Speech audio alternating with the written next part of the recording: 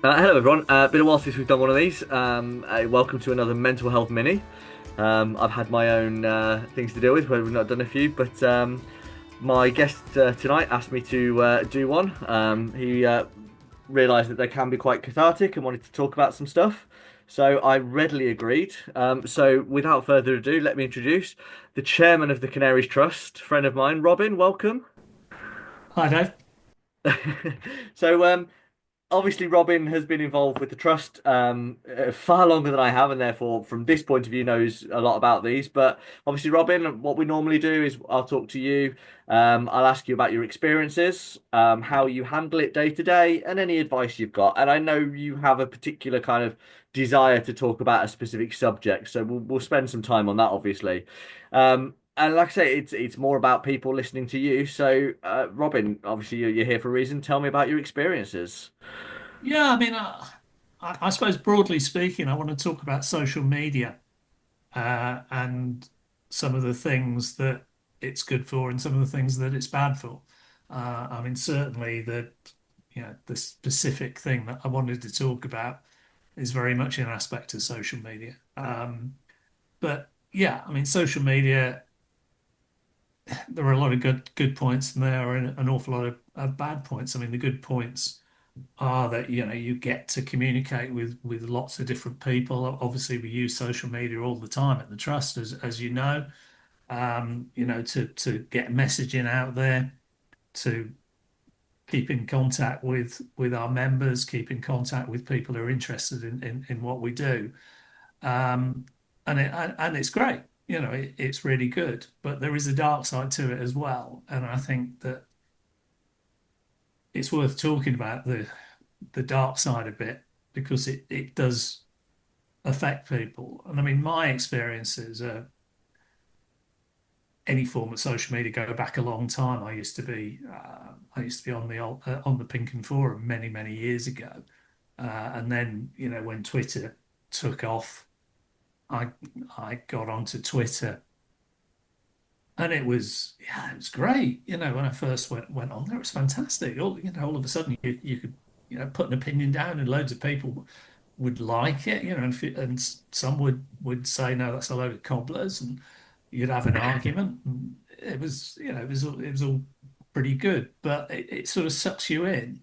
And what I found was that, you know, I would get very dogmatic about things. If I thought I was right, I'd argue and argue and argue. Um, and that's not necessarily a great thing. It's something that I don't do very much now. I mean, we'll sort of get back to where I am with it later on. Um, but one of the things that sort of struck me about social media from an early point was how you basically have a different persona on social media. You get people who wouldn't say boo to a goose in the street, basically chucking all sorts of abuse about. I mean, that's something that I've always tried to avoid doing. Yeah, I'll argue, but I'm not going to start calling people names. Um, but given that I've sort of been involved with football politics, if you like, for many years. First with Nissa and then with the trust. Obviously, I've sort of stuck my head above the parapet. I've got a profile because of what we do. And because I'm the chair of the trust, I very often get asked opinions about things that happen at the club and what have you. So yeah, I've popped up on the radio and in the paper and on Radio Norfolk quite a bit. Um, but people see that, and what I've always found frustrating is that they then sort of decide that they know you.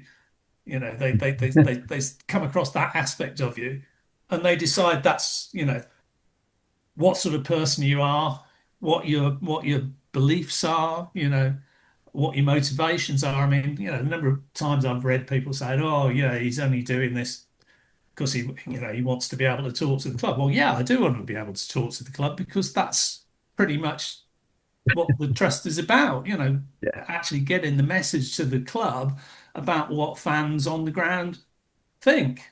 So yeah, I want to talk to the club, not because it's an ego trip. I mean, you know as well as I do that, sometimes the conversations we have with the club can be sort of quite fraught because we don't always agree, and it's not our job to just roll over and say, yeah, yeah, that's absolutely fine if we think it's wrong.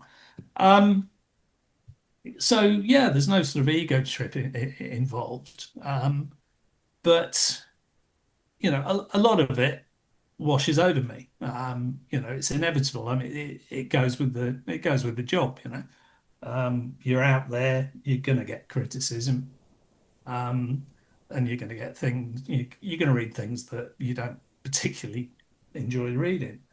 Um, but what I'm sort of working round to is something that happened about 8 years ago when all of this stuff, which I could handle, suddenly became suddenly became something that I couldn't handle at all. Um, I don't know why it started. I can't remember why it started. Probably somebody had latched on to something I'd said in the paper, um, or in an interview or whatever. But a group of lads basically decided to launch a campaign against me. Um, and it was what was scary about it was that it was, it wasn't just something that they'd done after a couple of pints. It was actually quite organized because suddenly people were finding these stickers on lampposts and doors and what have you at games. I don't know if you've ever been to Stamford Bridge, but at Stamford Bridge there's a big banner at the end opposite the away end with a sort of a sort of outline picture of John Terry that says Captain, Leader, Legend.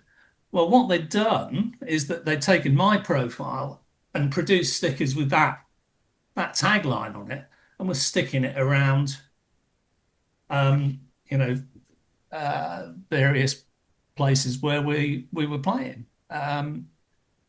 And that was worrying in that, I thought, well, God, they really must have it in for me if they go to all that trouble because there's cost involved, there's organisation involved, A lot of effort. a hell of a lot of effort, yeah. Um, but then it suddenly went to another level because one of these lads put a post on Twitter that said, "Sainty, paedophile, ha ha ha ha ha." And I remember I hadn't seen it myself. Somebody pointed it out to me. And I remember looking at it and I just sort of sat there in shock for several minutes. And I just couldn't really believe what I was seeing. Um, because I mean I've got kids, I've got grandkids. They all eventually saw it. My wife eventually saw it. But I just thought, why? Why is somebody who has never met me, knows nothing about me other than their preconceptions, come up with something that evil? Yeah. And as I say, my first reaction was shock. My second reaction was that I just burst into tears. Um, and then the anger set in, and my wife, as I say, my wife saw it. My kids were phoning me up saying, "What the bloody hell is this all about, Dad?" Uh, and I just went into a complete spiral. I just this I've always thought that I'd got a thick skin. I could put up with a load of stuff, and I've always been able to do that. I've always been in sort of sporting environments. I played semi-professional football where, no prisoners are taken and, an awful lot of abuse gets thrown about. And that was just in our own dressing room.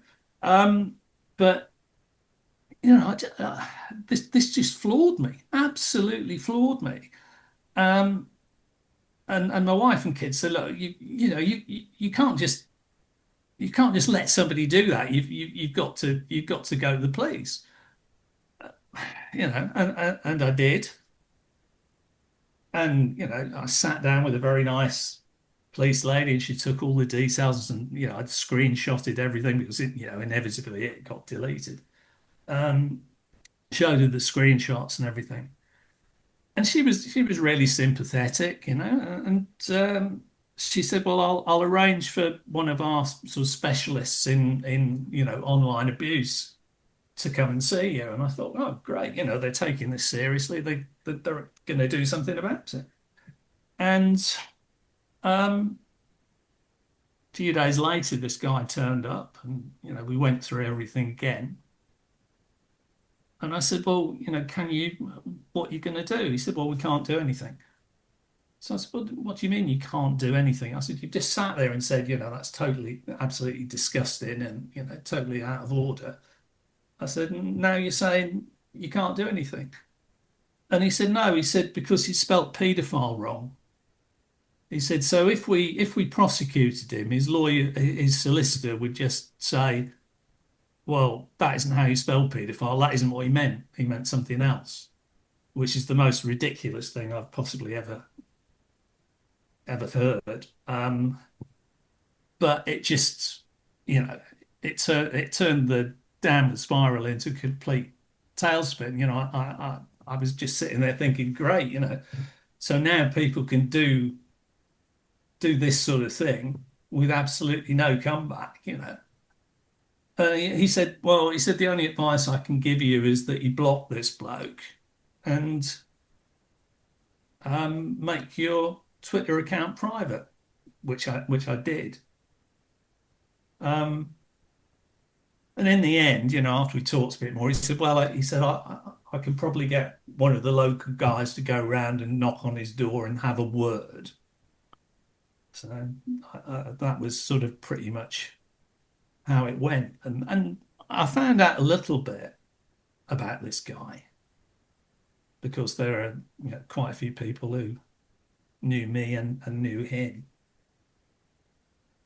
And this is the thing that absolutely destroyed me was that I found out that he wasn't just a young lad about town. He was actually in a long-term relationship with a partner and had a daughter of his own. And you know, I was trying in my own mind to pass it off as A lads, boyish prank between almost. lads, and it Yeah. was a bit of banter that probably went a bit too far. But when I discovered that, I thought, hang on a minute, you've got a child. Has it not occurred to you how you would feel if you saw that on social media about yourself? And I was in an absolute mess. And two things, two things got me through it. One was the fact that, my family obviously rallied around me. My friends rallied around me, people like Kathy Blake, were absolutely brilliant. And I got contacted by a guy I'd never met, didn't know anything about, but who was a Norwich fan, and as it turned out, was a copper, a guy called Dave Cole, and Dave Cole contacted me, sort of out of the blue, and said, if you want to talk, I'm happy to talk to you, and he was great, he just sort of he just held me together when I was in very real danger of falling apart, and that was, as I say, that was one thing. The second thing was that fortunately we were about to go off to Australia to visit some friends, which meant I could just get away from the whole toxicity. of the situation and just, well, I was going to say forget about it, but you can't forget about something like that. And you know, I got through it. Um, but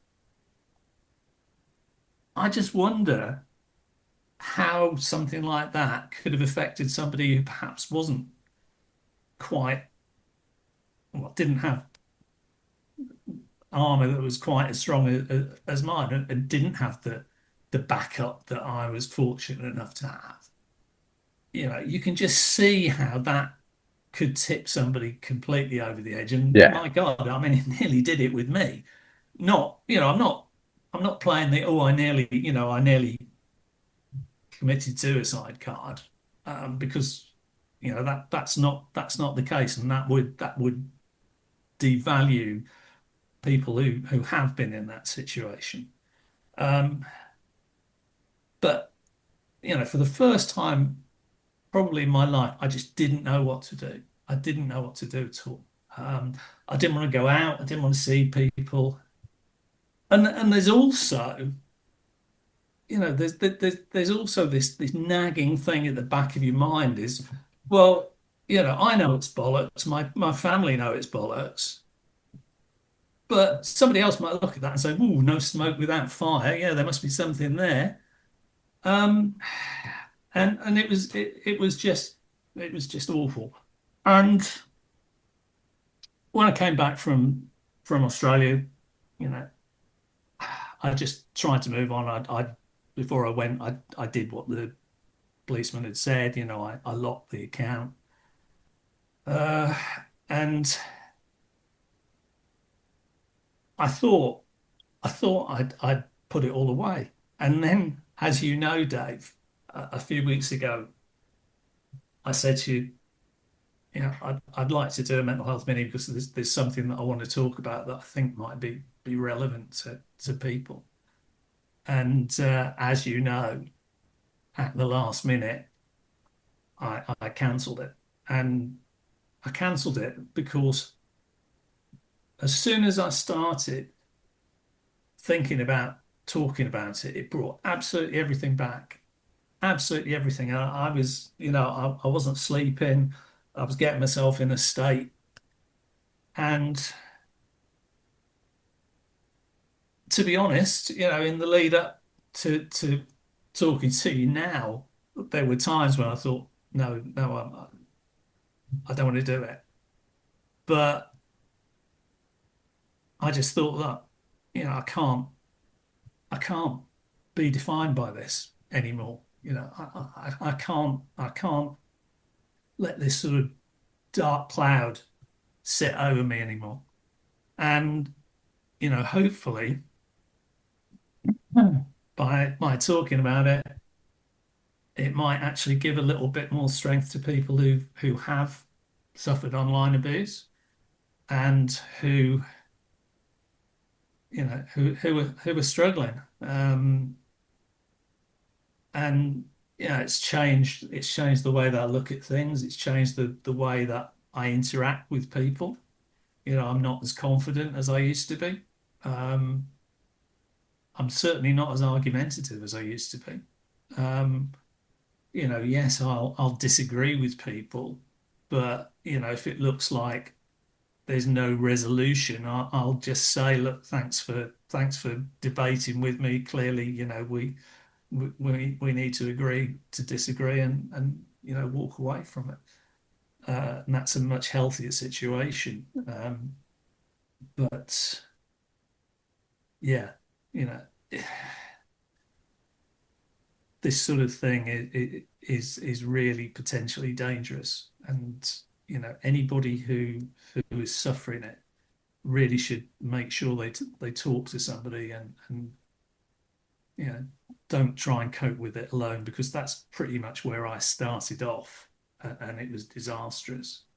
You know, so So you've obviously talked in huge depth about a number of things, and there's a few things I want to pick up that you've said and talk about because you've said some very interesting things, and I think we should there's a lot of negativity, understandably, that has come out of this. I will say, as you and I both know, social media can have its positives, and we Yeah, mustn't forget that when it is good, it is absolutely fantastic for a lot of reasons. absolutely. Um, Unfortunately, as you know, and I know, I've been lucky enough that I've had very little in the area of people, for want of a better word, attacking me. And in fact, actually, they didn't attack me. They attacked a picture of my wife, which I was less than thrilled about, and I just immediately stopped for a bit.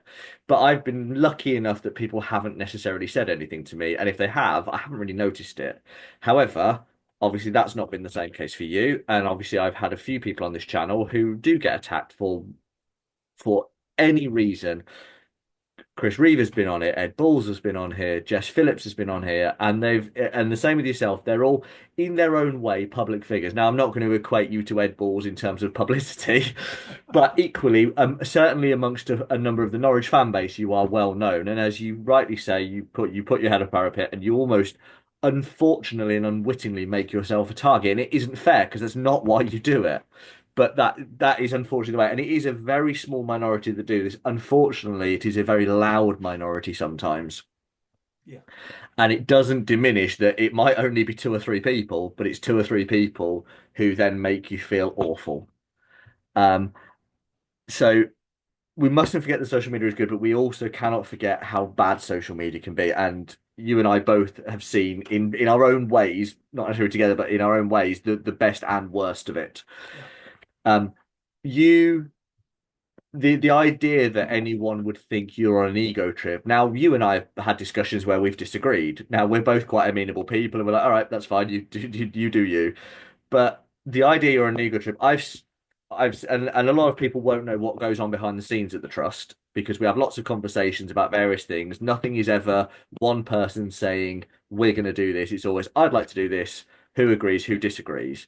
And there's quite a few times where you, as chairman, have gone rightly so because it's your role. So I think this, but can do. But equally, there's times when I've put stuff forward and other people have, and you've gone, you know what? It's not going to harm anyone. You go for it. And if you were on an ego trip, you would be going, what you would be getting involved and doing everything every step of the way. So from that point of view, I know, and I think a lot of people, especially everyone in the trust knows, that that's not what you do. So I can only say that to you. Talking like it's a therapy session, Robin. it Um, is in a way. I think one thing I want to say that as part of the mental health team, and one thing and being wanting to promote mental well-being, one thing I do is try to keep an eye on what's going on in the news and legal stuff. And I was I was disconcerted when you said, I think that's the right word, that they couldn't do anything because it had spelt the word wrong. I can't even bring myself to say it. It feels at least like we've come some way because more people are being prosecuted for that kind of thing. Now, I'm not I'm not an advocate for prosecuting someone for just because they've put something on social media. I think that's a dangerous world. Yeah, But there also has to be a point when they go too far and yeah, something needs to be done. And I do think we're finding that we're not perfect at that line, but we're finding it better than we used to. yeah. So, I mean, in fairness, this happened 8 years ago, you know, yeah. and things have moved on. There's no question about that. Um, I also there was another thing you said that I wanted to pick up on. And you're gonna have to forgive me because we've obviously said a lot and I've picked up some of it. It was something to do with you said about having the support network. And this is something we've spoken about a lot on this channel. Now, you mentioned Kathy. Obviously, I know Kathy very well. Kathy's come to me for help. I've come to Kathy. We've all got each other. You also mentioned David Cole, was it? Dave Cole, yeah, So I'm lucky enough that I've got a good support network. I've got my wife who cares very deeply about me. I've got two best friends that would do anything for me and I would do anything for them. And the moment anything starts to go wrong, one of them gets a text. yeah, I think the thing I really want to if anyone takes anything away from this video is two things. Number one is that you need a support network. You may not know you have one because you sometimes it can feel very lonely. But there is, and I posted this the other day, there is always someone that wants to know how you're doing. There is always someone that cares. other thing is to try and remember, and you sort of accidentally hit on this, is quite often the people attacking you on social media don't know you. Mhm. It's very difficult to remember that when it feels like a character assassination. Yeah, absolutely. But these people don't know you. They don't know you from Adam. And and it's a huge if, and I'm not saying it's easy to do, and I would never try and say it is, but if you can remember that, it goes some way to you going, okay, their opinion doesn't mean anything to me. I mentioned this a while back to someone. I can't remember who it was. It might have been Teacher Tommy T. I think it was on there. But there's the kid who played Spider-Man. I say kid. I don't know how old he is. That shows that I'm getting old now. Tom Holland, actor. He did a brilliant interview once, and there's a line that will stick with me for a very long time. He said, "If you've got a problem with me, phone me. And if you don't have my number, you don't know me well enough to have a problem with me." Yeah, yeah, And that's the right line. it's very difficult to remember that in the situation. And I'm not saying that's easy, but that is what I think you inadvertently hit on, that these people didn't know you, Mhm. but that doesn't mean it's any less painful when they say stuff like this. Yeah, So absolutely. But again, coming back to the point I made at the start, that's the thing about social media. It does encourage people to think that they do know you, even though they've never met you, even though they've never spoken to you. Um, and that's one of the sort of insidious things about it.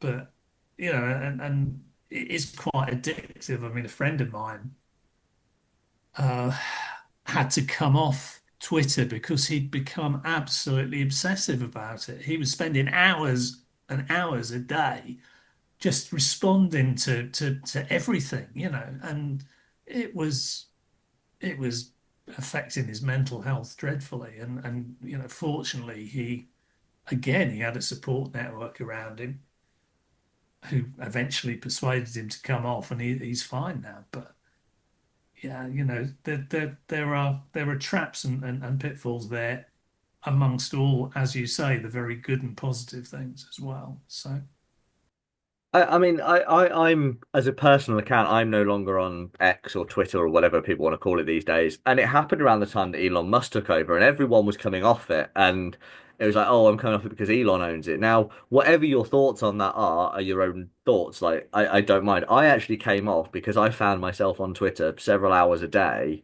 I'd be sat just like looking at news stories, and I realized how much time I was wasting on it. yeah, So I still have the accounts for the mental health, and I still use them for the good that I can, and try and help people. But for my own sanity more than anything, I just found it easier to come off. And actually, I found it easier to come off than I thought I would. But it is an addictive thing, and it's difficult for me to kind of really explain what I think about social media, because I am very much pro social media as a concept, yeah, me too. but I'm very much anti some of the people that are on it. And the um the typical phrase that we hear often is keyboard warriors. I know Andrew, our social media expert, has a rather more earthier phrase that he likes to use about them. But yeah, these people, it's not only the fact that they think they know you, but they've almost feel like they've got this veil in front of them that allows them to stay hidden. And often they have, if they've got an avatar and a fake name, you don't know who they are. But even if it's their real name and their real picture, they think because they're 20, 50, 100,000 miles away, Yeah, that they're immune to any sort of comeback. And often, unfortunately, they are. So, yeah, absolutely. I, and obviously, you spoke a lot about your experiences, and entwined in that was sort of a couple of tidbits, I suppose, about how you dealt with it. On a day-to-day basis, you are quite a public figure in amongst the Norwich City fan base. Now, I'm not saying everyone from Norwich knows you, No, but no. you talk to the club, anyone in the trust or who's ever been involved with the trust or has any dealings with the club will be aware of who you are. How you have you have and feel some responsibility towards the fan base because you care about them. And I don't think that always comes across because of the job that you do. It's not to say that you don't care about, like, you absolutely do, but equally you have to kind of be a bit professional when talking to the club and a bit kind of like straight with them. And that sometimes allows people to think that you're not focused on their personal issue. But that I know that's not true. So how do you deal on a day-to-day basis knowing that you can't please everyone? I don't try, is the simple It's, answer to it's that. it's it's a very good answer, to be honest. Yeah, because I can't. At the end of the day, people will believe what they choose to believe. I mean, what I would say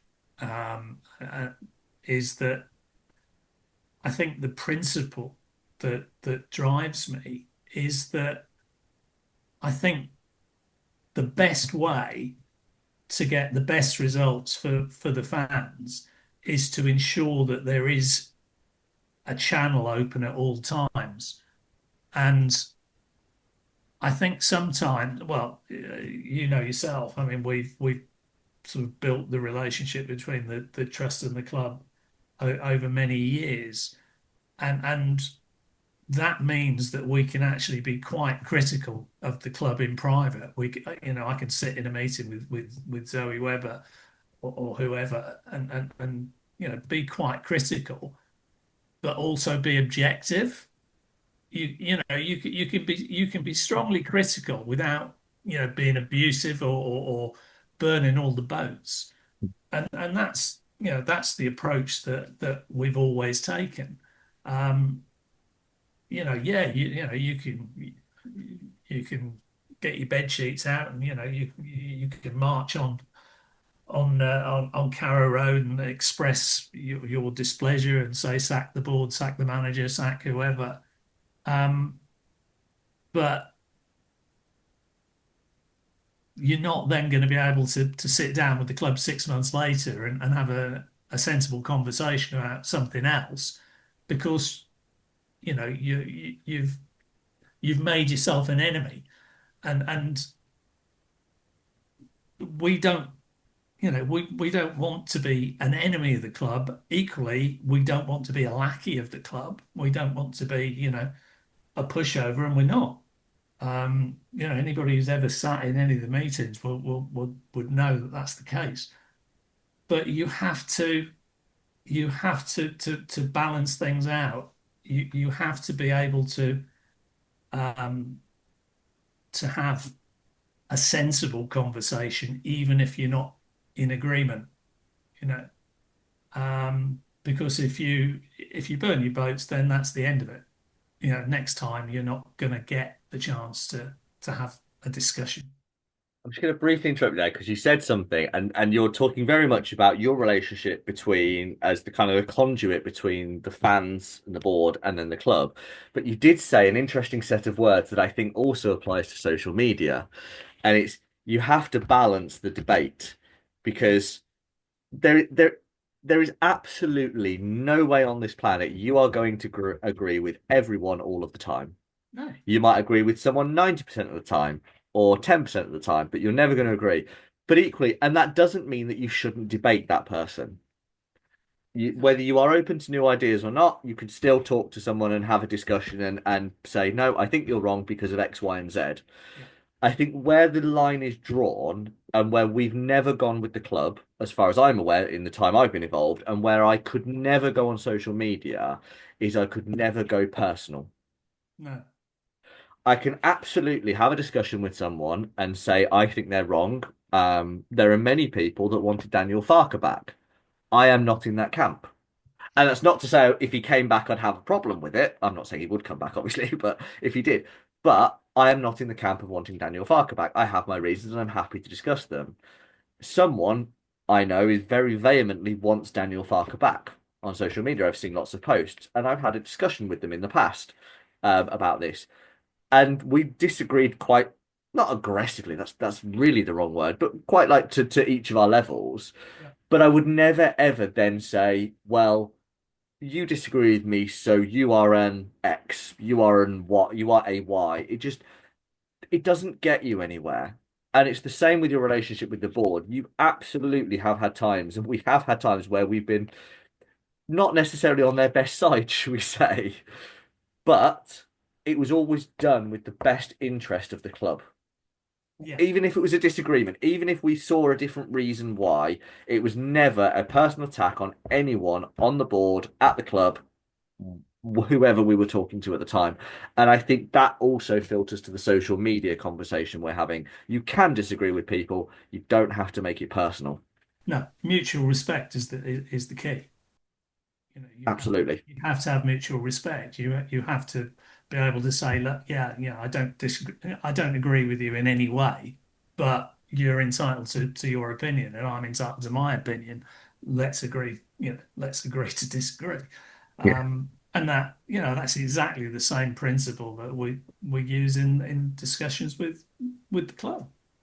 And as you know, it works well.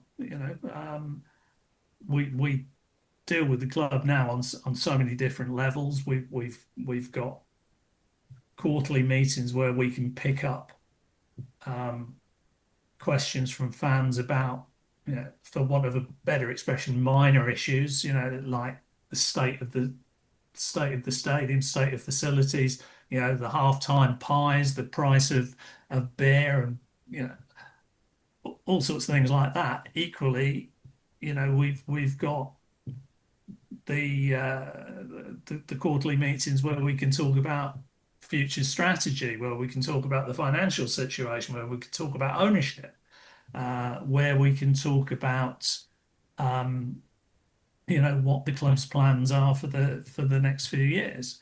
And we're working with them on things like the Healthy Fans Initiative at the CSF, which we're passionately uh, behind. We're talking to them about all sorts of things that will help to improve things for supporters. Some are big, some are fairly small, but they're all important. They're all important to somebody. Yeah. Um, and you can't do that if you're going to get involved in shouting matches because, as in day-to-day life, as in social media, if you fall out to that extent, then you don't have a relationship going forward. So both parties lose, and that 100%. And sorry, did you finish, Robin? no, that's it. Yeah, So I want to start wrapping up because it's supposed to be a 12 minute and we've gone far longer than some of them have, but I I'm didn't think pleased it was going because to last more than 10 minutes when I started. no, we've spoken about a lot, and you've obviously said a lot, and I want to say a couple of things. So, number one is what people don't see behind the scenes of you and I is we have quite a lot of banter. Now, a lot of the board know it because we're often doing it in front of people, and you and Nicole have certain banter about certain initiatives that you guys do. But one thing I want to say, and you won't hear me say this again, so when I record this, make sure you save it is I am proud of you for I'm really, really proud of you for one very specific reason in relation to all this. And it's despite what you went through, you were able to stay on social media. And the reason I'm proud of you for that, I know you're a bit more hidden and that's what you were advised, and that makes you feel good. But it would have been very easy to just fold and give in. And I don't think that would have been the right thing to do. So I am proud of you for staying on. It is an incredibly hard thing. I can only imagine to go through that and still go, you know what? I'm going to restrict it, but I can still do this. So excellent. Number two is I want to say that you've the advice you've given today, and it's been intertwined with a lot of we've been talking about. I think is very apt. It's all around you having a support network. It's all around you saying don't sometimes just step away. If that stepping away is involving going, you know what, let's agree to disagree. You don't have to keep escalating it. Um, and I do want people to kind of understand that you can have that banter on social media. It isn't that you've got to be prim, proper, and perfect. Lord knows I've said some stuff on social media that if it was taken out of context would get us all in trouble, and everyone has. But that's the thing, it's all about the context. And you and I both know that if something is done with the best of intent and in the right context, it is okay. But it's when people take it on a vicious personal attack, and I think that's where the problem lies in social media. But I going back, I am absolutely proud that you are still social, and not just that you use it, but you kind of encourage the whole trust to use it for the positive sense that it offers as well. Everything we do is right. How can we get it on social media to help someone? Not just like obviously my passion and my role is the mental health ambassador within here, but equally, we've got Sarah and Nicole doing women in football. We've got Kim, who, and I always forget what her actual role is, but she very much pushes the stuff for the club. Corporate and social responsibility, Dave. Corporate says thank you. I'm awful. I'm awful with titles, but we have everyone has their own role that they're very passionate about within the trust, within the board, and everything is right. How can we get on social media to help someone, help the fans, help the club, whatever it is, to do it, and to having gone through what you've gone through to get to that stage, that is why I admire you, frankly, for it. So it's and I'm I can't begin to tell you. I mean, I talk about my issues and my history very openly, and people sometimes say, "Oh, I'm very proud of you." And I've had like I say, ex-friends, ex-bosses, and friends who have said to me, they admire me for doing it. To me, I'm just talking, but I've never really been through anything that's kind of like that. My issues were just inside me that were building up, and I couldn't cope with it. Whereas something that you've been through to then still be kind of like, you know what, to be where you are now, it is admiration that I have for you, Robin. Thank you for coming on to talk about it on here. Yeah, I wasn't looking for admiration, Dave, but thank you. But doesn't matter what you're looking for, I can still give it. But no, yeah, I mean the key thing on coming on here today was really just to get it off my chest and like I say, just get out from under that cloud that I probably thought until a few weeks ago had dissipated, but clearly hadn't.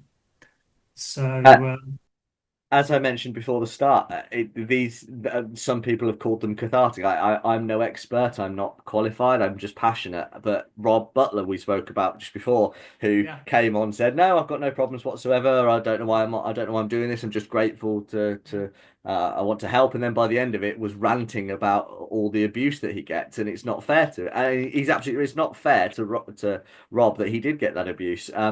So I want to leave with one final thing, then, Robin. Obviously the whole point of these and what I've always wanted to do is help people. And that's what you said at the very start is maybe by opening up you can help someone. So what would your if you could give one piece of advice to someone watching this, what would it be? talk to people. That's the key to everything. Don't try and push things inside. Don't try and cope with them on your own. Talk to them, talk to people because there are people out there who want to help, who want to listen, who are prepared to give you a different perspective. I mean, that was a great thing I found talking to Dave, because I was seeing things in a particular way, and he was looking at it from a different perspective and saying, no, don't look at it like that. This is an alternative way of looking at it. Um, and yeah, everybody has got somebody around them who can support them, and you should never ever feel embarrassed or ashamed to ask for help because however tough we think we are, none of us are impregnable. And as I said, you know, look to your friends, your family, and what have you, and anybody who can provide you with support and make use of it. Don't just suffer alone, because it can eat you up. it nearly did with me. And I think that's the critical thing it's a nice sort of sentiment to help people to end on. Don't suffer alone.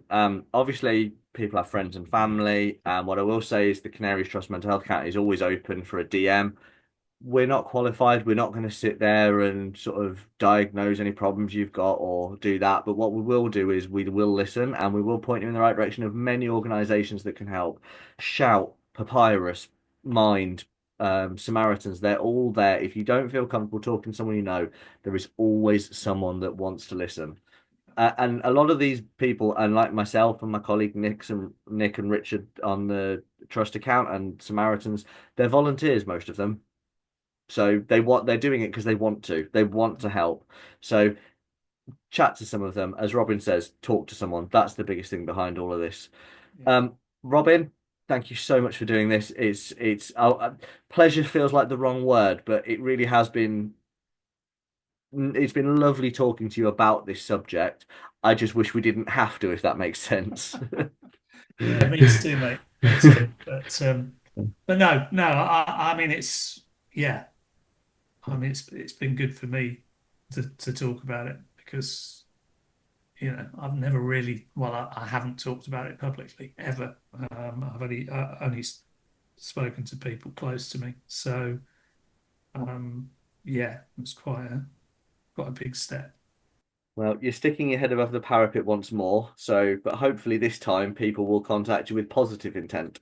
Oh, I'm sure there'll be somebody who wants to have a pop. There always is, but there we go. That's life.